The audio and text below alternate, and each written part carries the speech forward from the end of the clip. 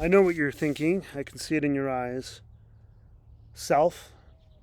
I question the veracity of Patrick's Notre Dame level black belt like predictive powers.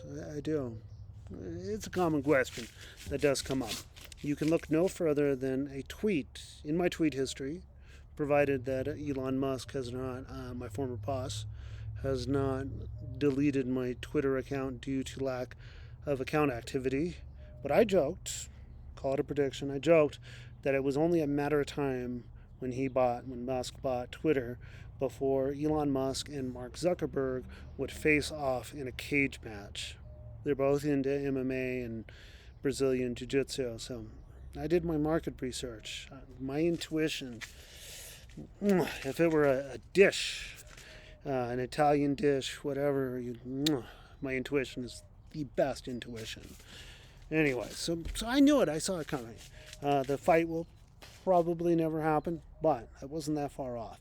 You see, Mr. Musk is upset with Mr. Zuckerberg because Zuckerberg is talking about a new platform called Threads, so microblogging, and that upset Mr. Musk. One of the rationalizations Mr. Musk made when he purchased Twitter was that we need a sort of democratic kind of marketplace of ideas, and that Twitter is that, which is a little bit ridiculous.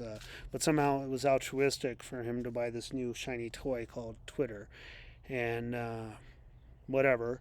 The reality is what Twitter was, and I could never get into it, but what it is it was a place where journalists and celebrities and other newsmakers could talk with each other, and then people could sort of follow them. And, people would find out the news of the day, or different people's opinions and takes, and something that's a little piffy. But there is never really much of a debate on that platform. Uh, the written word, as beautiful and elegant as the written word is, and brevity is the soul of wit, and there's a case to be made for short form communication in the written word too. That's not really the best vehicle for pushing forward any kind of debate. What is the best vehicle for doing that? Is the spoken word. The presidential debates that may or may not continue, say in the next election cycle, whether or not there's going to be a debate between two octogenarians, conceivably, or one almost octogenarian who may or may not actually be a convicted octogenarian or almost octogenarian. Say that 3 times fast. May or may not happen. Who knows if there'll be such a debate, especially if the guy's in an orange suit. Anyway, I digress. The fact is, those debates, Kennedy, Nixon, you name it, aren't real debates. A real debate, like a Lincoln Douglas style debate, it's a totally different thing. You can find them on YouTube, when the atheists and the evangelical types do their long debates. That's a little bit closer, a lot closer. You can find there's a famous debate between William F. Buckley Jr. and James Baldwin that you can find as well on YouTube. And the reality is, audio is an unexplored avenue. First and foremost, in terms of music, I saw a TikTok where a Gen Xer was talking about whether or not streaming would continue to be the go-to platform for disseminating music, and he was comparing, streaming on places like Pandora or Spotify to like 8-track and CDs and the tapes and all that.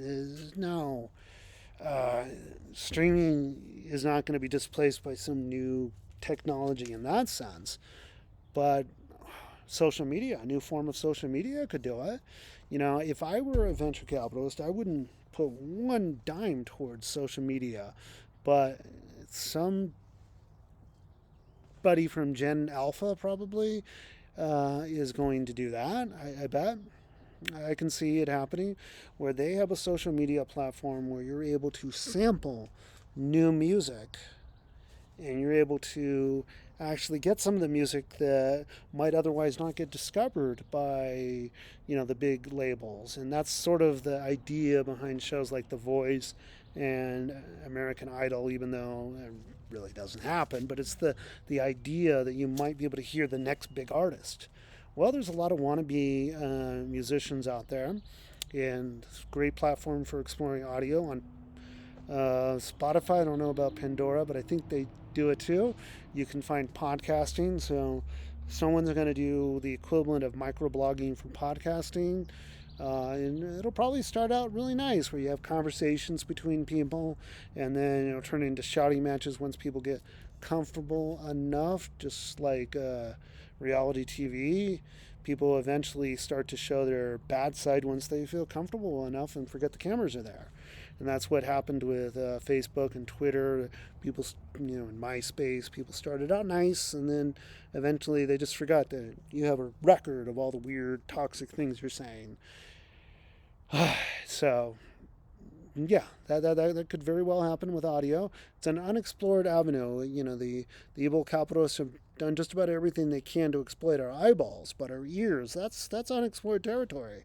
I also think that in the future, since I don't think Gen Alpha in particular, never mind Gen Z and millennials, are going to watch the cable news channels the way Gen X and the silent generation and baby boomers do.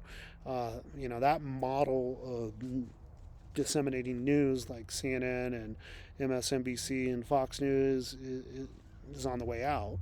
Social media with influencers may very well be the means by which breaking news, when those big events happen that are the equivalent of where were you when JFK died, where were you when he was assassinated, where were you when 9/11 happened and you found out about it, may very well be something that you turn to social media through. But I doubt that it's going to be necessarily Twitter or even TikTok. It'll be some other conceivably toxic social media platform yet invented, and audio will be a big part of it.